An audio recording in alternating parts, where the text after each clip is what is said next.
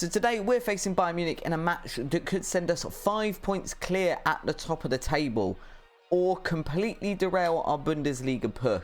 Welcome back to our FM22 Journeyman, where we're attempting to win the Champions League and the Bundesliga currently with Hertha Berlin. As you can see, we are on the 25th of January, so we're heading towards the end of the January transfer window, and there has been a little bit of business at the club, albeit all out rather than any of it in. So the first player that left the club was Edworthy. Obviously he came in last season for 13.75 million. He had a pretty good season, 17 appearances, 7 goals, 5 assists, 7.35 rating, but this season we'd used him, I guess, slightly more sparingly. He then had 18 last season, and then this season he hadn't actually started a game at all for us, so it's definitely time for him to move on, if only just for his playing career, because he is still a very, very good player, but wasn't one of our players that was starting in that midfield three.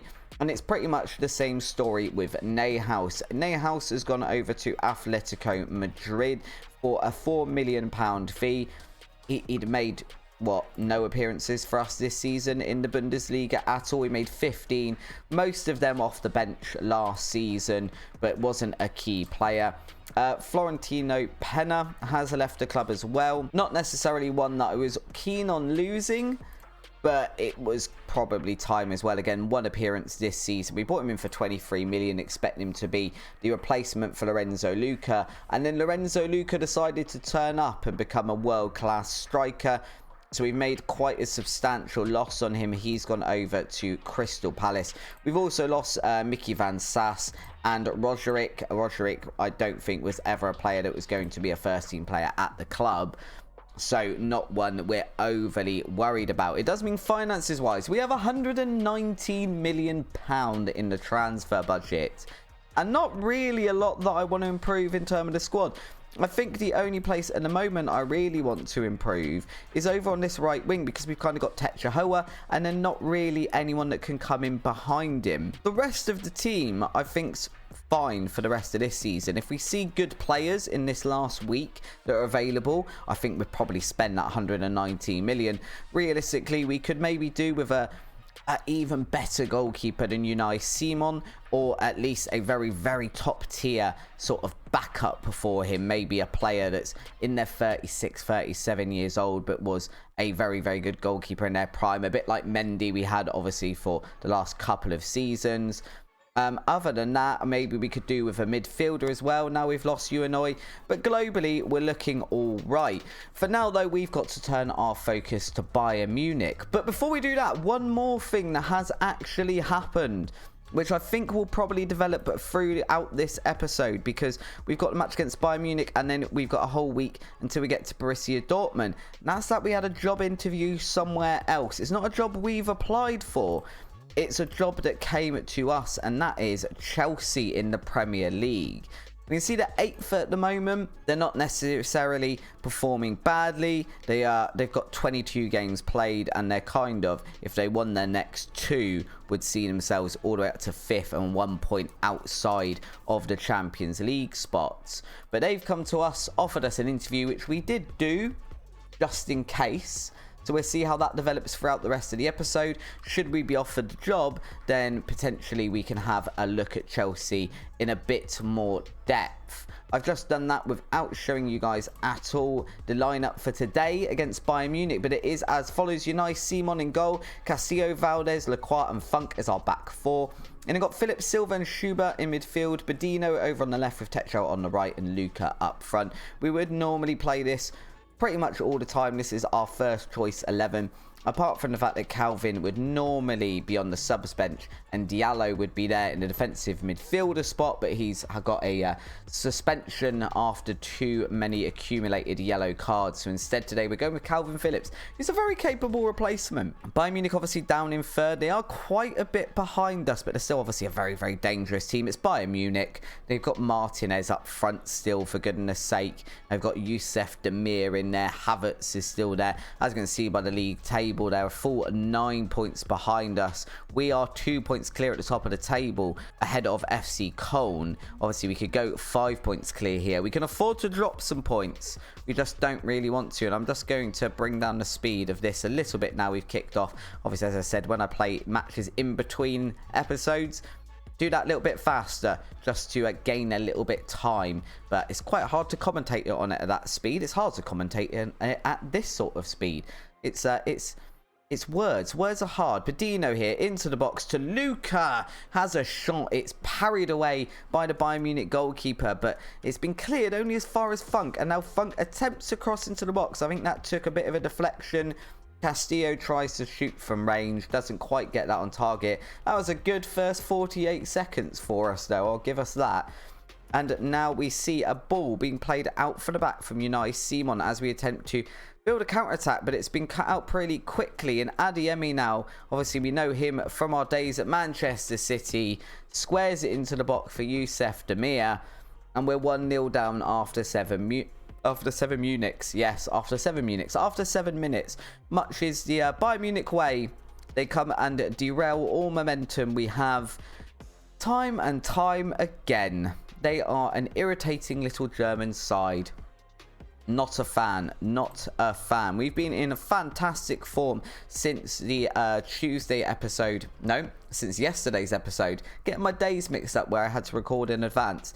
Since yesterday's episode, which was against FC Köln, obviously. We had that win, which allowed us to cement our position at the top of the league. We've been in absolutely brilliant, scintillating even form. Bags and bags of goals scored. As we can see, we're doing quite well here, really. Apart from the fact that we're losing. Losing kind of being the be-all and end-all of that sentence. We need to be going and actually converting some of those shots we're having. De Jong here for Bayern Munich. Coming forward to Martinez. Unai Simon kind of gets something on it. Kind of parries it with his legs and his hands at the same time. He manages to turn it away. It hasn't gone in the back of the net, which is the main thing. I don't care how you save it. Just don't let it go in. Youssef Demir attempting to have a shot there, but it's charged down by Tetsuya, who then follows the ball, puts in a great sliding tackle to knock that out for a throw-in as well. What we really need here, at least a point I'd take against Bayern Munich. I feel like that's kind of an acceptable result against a team like Bayern. But we need to do something here. We'll just tell the team we're disappointed, really. I am a little bit, given how much we've been dominant in the league this season. To then come and instantly go, it's Bayern Munich. We're obviously going to lose to them. It's a bit concerning. We need to be winning the Bundesliga this season. Silva to Luca. Luca out wide to Pedino. In bags and bags of space. Cuts inside. Has a shot himself. It has sailed pretty wide of the goal in the end, though. Yeah, it's not ideal. It's not ideal, guys. Can we do something here? I feel like we need to do something. Our possession stats are blooming awful, though. 37% possession against Bayern Munich. I mean, I'm all for counter-attacking football, but try and control the ball a little bit. We are coming up to the 70th minute here, and it's definitely time for some changes. Bedino's not having the best game of his life. Kavarak can come on over on that left-hand side. Schubert equally not having the best game of his life. He can come off, and we'll bring on Milincic there. Put Silva over as the attacking centre midfielder there. We'll confirm those changes. We can make one more. I don't know if we do want to make it yet. We come up to the 75th minute. We've got to go attacking here against Bayern Munich, which is probably not ideal. It's not the best idea in the world, but we've kind of got to do it. So we really need that point. Tetsuya is looking tired now. I don't want to break him, so we'll bring Renan on over on that right-hand side, which again is kind of what I was saying. Of all the places that we need, all the positions maybe we could improve, that right winger slot is probably the one that is the most concerning, and we've lost 1-0 to Bayern Munich. It's not the worst result in the world, 1-0, but obviously it now means we're only 2 points clear at the top of the league. We have been 5 points clear for quite a while. It's allowed Bayern Munich to close a little bit of a gap on us as well, and bringing them to within 6 points of us is not ideal. What I was saying during the match as well, if we just scroll down here a bit, obviously you saw the FC Köln match. We then beat Hamburg 8-0. We had the friendly there, which not important. 2-1 against RB Leipzig and 4-0 against Hoffenheim. So in the course of those, we scored quite a lot of goals and only actually conceded one, We still only conceded 2 in that big run. We've also had, which will be interesting to you guys because it will be in the next episode, we've also had our Champions League draw. Our Champions League draw is against Real Madrid. So we'll see the first leg of that one in the next episode. But yeah, Real Madrid in the first knockout round. You know, those guys that literally just won the Champions League in real life against Liverpool. That's who we've drawn in the knockout rounds, which is not necessarily what we want. I would have liked a bit of an easier tie, but that is not something that's happening. Either way, now we're going to fast forward about a week to get to the Borussia Dortmund match, unless we have a really big transfer or we get offered that Chelsea job. Well, never mind, we're not getting the Chelsea job. They've given it to Thomas Tuchel, which is a bit of a weird one. He's actually at Barcelona at the moment, which does mean he's joining Chelsea in June. So at the end of the season, it does mean that the Barcelona match is going to be coming up at some point. Also, Thomas Tuchel, you fired him already. He got fired as the Chelsea manager, or did he leave? Yes, sacked as manager of Chelsea, went to Milan, won the league with them, went to Man City, got sacked by them. I think that might be where we took over. Went to Porto, left there, got hired as the Barcelona manager. He's going to have been there a year and then gone back to Chelsea, which just seems like a bit of a interesting sort of trajectory, I guess. If we're having a look down here, I mean, the Barcelona job hasn't come up yet, and it was here in the Insecure, so I assume at some point it's going to come up, or maybe it won't come up until June now.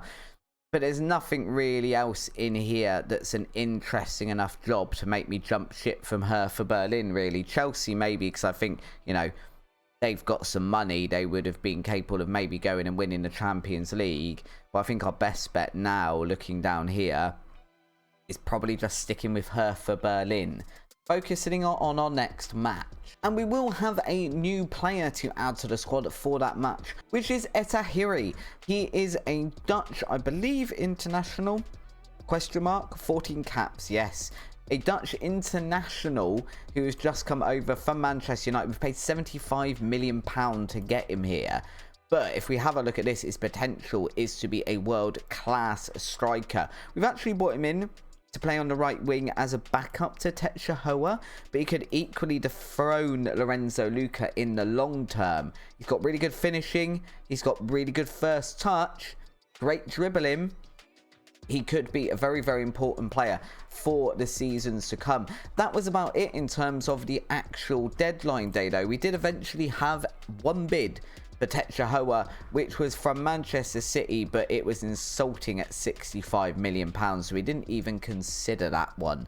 So Techahoa, once again, still a Hertha Berlin player after getting through a transfer window, which does seem to be our trend. We just about managed to scrape through every transfer window with loads and loads of interest in him, and then none of it comes about. It's a bit of an interesting, because even now, if we look at Techahoa, he's wanted by, look at the amount of teams he's wanted by: Arsenal, Chelsea, Liverpool, Man City, Man United, Tottenham, Borussia Dortmund, Bayern Munich, Milan, and Juventus. And yet, one bid, and technically that bid was actually made after deadline date, so he wouldn't have been leaving until the summer transfer window anyway. I don't know what it is. So normally when you've got that many teams interested in a player, I'd expect to get a number of bids, but with Techahoa, it's just like, maybe, I don't know, maybe they think because he's come up through the youth ranks that he's not going to leave. I'm quite happy with it. I'm quite happy having Techahoa in our side. This is, like I said, probably his least effective season since we've been here, and he's still brilliant.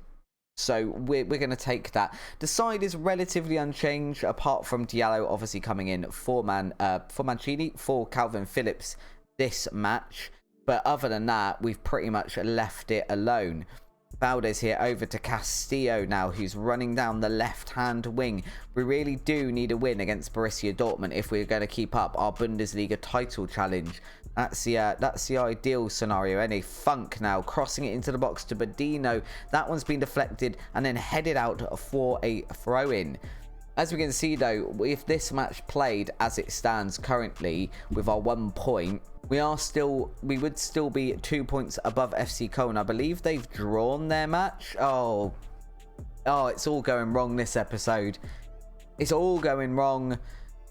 We've had players leave. We've not brought in really probably enough players. And now we're losing to Borussia Dortmund, having already lost to Bayern Munich. What is going on here? As I was saying, even losing this match, we would technically stay top of the league. I'd just rather not lose 2 matches in a row and allow Bayern Munich to start creeping up on us, because they have not been in this race for the majority of the season. It's been us and FC Köln.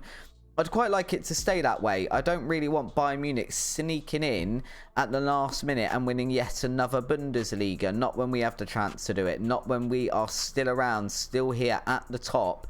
But we need to get better here. After absolutely steamrolling every team in the league in the first half of the season and recently, we've just gone to pot in this episode. For example, that ball there, it was tried to be played in front of Tetra Hoa. It was an absolutely awful pass, misplaced and not enough weight on it.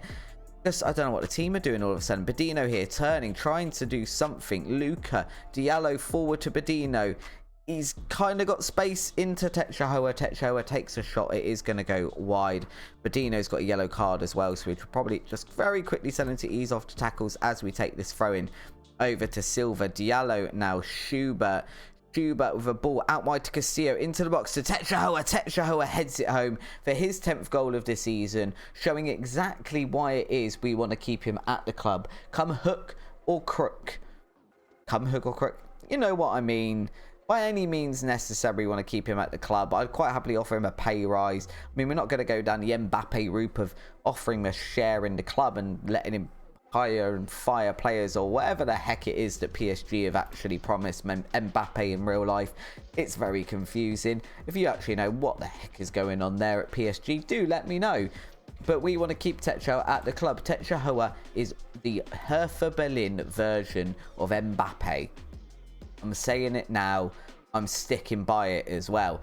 We're well ahead in this match in terms of our shots and everything.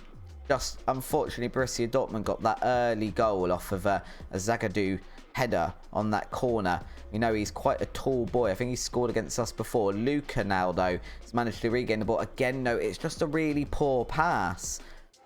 Badino, Luca and Tetra Hoa are normally so in sync, and it just seems like in this match, it's like they've all forgotten that they've met each other before. Funk there, cutting out that ball forward though. Schubert with a big ball forward to Badino. He skips past one defender. He chips it over the goalkeeper. I believe that's saved off the line. Although I would say that's over the line. But okay, VAR. It's cleared off the line by Zagadou there. Badino is looking quite tired over that left-hand side, so we probably need to change him in it. Ball into Luca. Headed over the crossbar. Nothing coming to that one. Kavrat's going to have to come on for Badino because Badino's looking a bit shattered. Silva here with a corner into Luca. That one's hit the crossbar. Oh, it's like we're determined not to score today. We're trying our best. It's not really happening. Lorenzo Luca's now looking tired. And just for the absolute giggles, we're going to bring on our new signing, Atahiri. We're going to go with Atahiri. Atahiri's going to come on. Can he score in his debut against Borussia Dortmund? I mean, that would be a way to announce yourself to the Hertha Berlin fans. Coming on when they draw him, getting a goal on your debut against Borussia Dortmund. What a debut that would be. Oh, that was close. Borussia Dortmund player there rounding our goalkeeper, but being denied at the last second by, I believe, a sliding Valdez, but I'm not sure. Schubert, big ball forward here to Etahari. Time to make himself a hero. He's hit the bar. Oh, he's hit the post there. Not able to claim his goal on his debut. That's unfortunate for the lad. I'm sure he would have loved that one. He got on the end of it, though. He did get on the end of it, which is good. Let's just have a look at the team. I need to make that other substitution. Tetra Hoa's looking a bit tired, which I think actually would mean doing this then. So we bring Etahari over on the right-hand side. Ramos can go up front instead, and we'll see how that works. This is the joys, I do admit, of having those front three that can basically play. Apart from Lorenzo Luca, he only likes playing as a striker. Everyone else can play pretty much anywhere across that front three. Tetra Hoa wants to play as a striker and as a right winger. he can go over to the left. Obviously, it wouldn't be ideal, but he can. Kavarak can play in all 3 positions as well. Etahari can play as up front now or over on the right hand side, so that's really useful. Pep Ramos can do much the same as well, so we're looking quite good. At least we would be if we'd stop blooming conceding. Going very attacking. We're going very attacking for the last few minutes of this tie because we have to at this point. I'm saying how good our attacking outfit is up front. We've had an absolutely awful couple of matches here. It's really not ideal. We've got the match against Stuttgart, I think it is next, which is the DFB Pokal. We really need to be winning that one this season as well. And we've got Real Madrid coming up, and we've just decided to utterly collapse this episode, and it's not really good enough. I mean, we are still top of the league. The problem is we've now opened the door to the likes of Bayern Munich. They could go all the way up to 47 points and be 3 points behind us. FC Köln are only 1 point behind us. We're leaving a lot of room in behind us for teams to catch up now. And I'm not sure I particularly like it. Looking at our schedule moving ahead though, as I said, we've got a DFB Pokal third round match against Stuttgart. We don't actually play them in the league in the same week. We've got Arminia Bielefeld, and then we will be coming back, I think, for the first leg against Real Madrid and the match against Bayer Leverkusen is what we're likely to be playing. We have then obviously got the second leg down here. We might come back for that. It will very much depend how the first leg goes and if we can regain any sort of form before then. If you have enjoyed today's episode, of course, please do drop a like down below. It really does help out with the YouTube algorithm. And if you haven't already, just haven't got around to it, maybe you're new to the series, hit the subscribe button as well. There's lots of cool stuff going on the channel. We do this series at least 4 times a week, normally on a Tuesday, Thursday, Friday, and on a Sunday. And then we have the occasional tutorial, tip video, rebuild, simulation, loads of cool stuff. So check those out. Until next time, though, guys, thank you very much for watching. Check out the video on the screen now, and I'll see you over on the next one where we face Real Madrid. Bye bye.